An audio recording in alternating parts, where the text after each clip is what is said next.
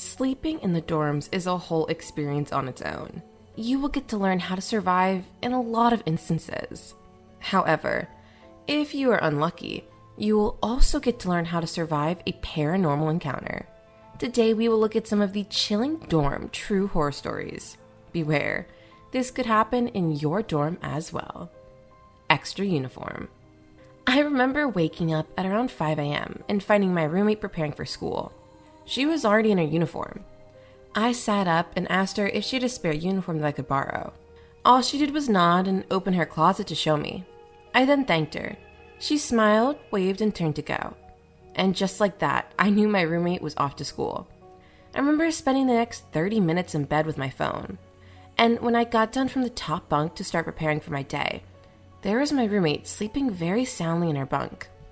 So if my roommate was not the one who was getting ready, then who was here at 5 a.m.? Hello.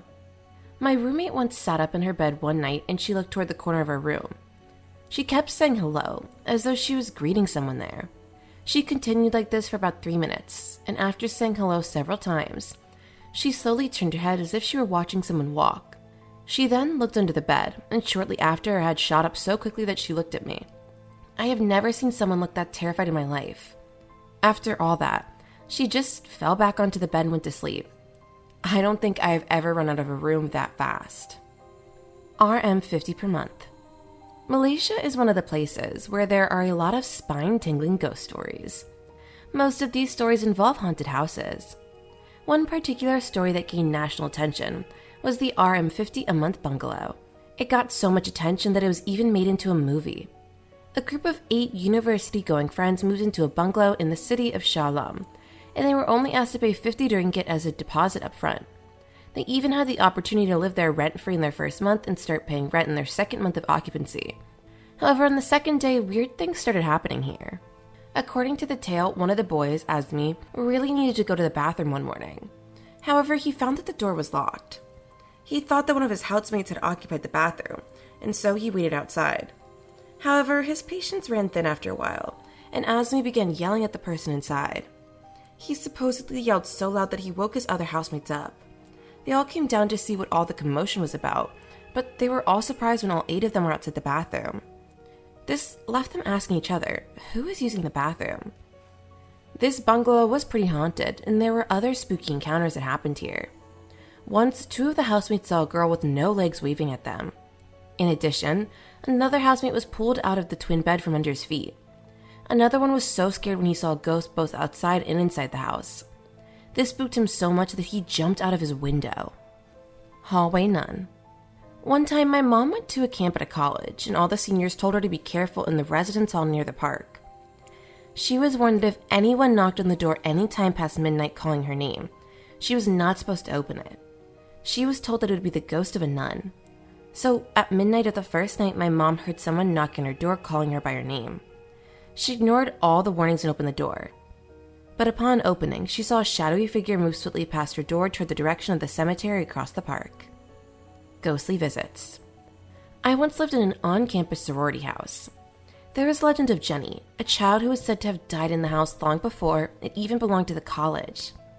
People always told stories about how furniture was being pushed around, and that sometimes people would wake up with scratches. One night, as I was in my first year, I was laying in bed talking to my roommate, when we heard a loud crash. Our bathroom had some shelves on the wall where we would keep our toiletries.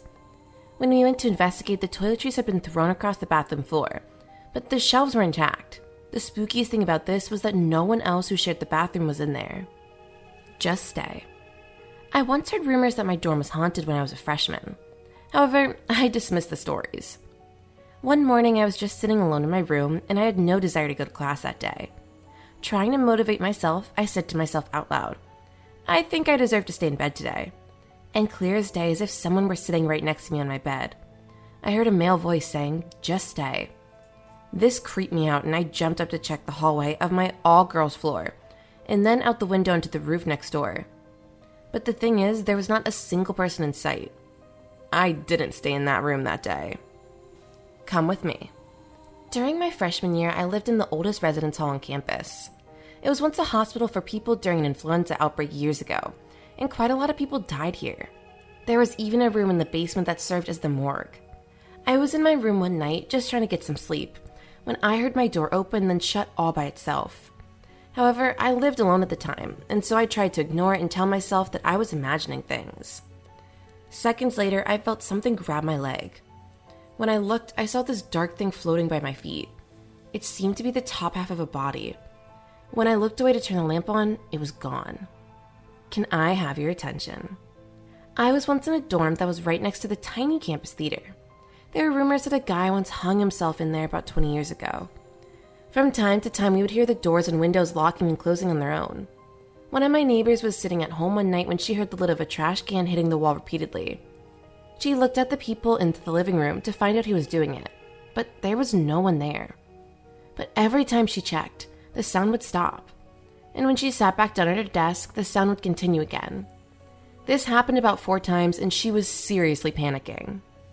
Identity theft. I used to be in a 70-year-old Catholic school dorm. One day, this girl Ellie was walking down the corridor when she saw her friend Katie coming out of the bathroom. And when asked, she was positive that it was Katie.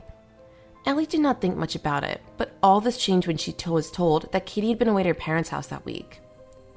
This is a very popular story among students, since this is not the first time that a person who was not supposed to be at the dorm was seen there. It had been happening over the years. It was said that there was a spirit that mimics people who live in the dorm, messing around with people. Has anything out of the ordinary ever happened in your dorm? Feel free to share in the comment section below. Thanks for watching, and I'll see you in the next one.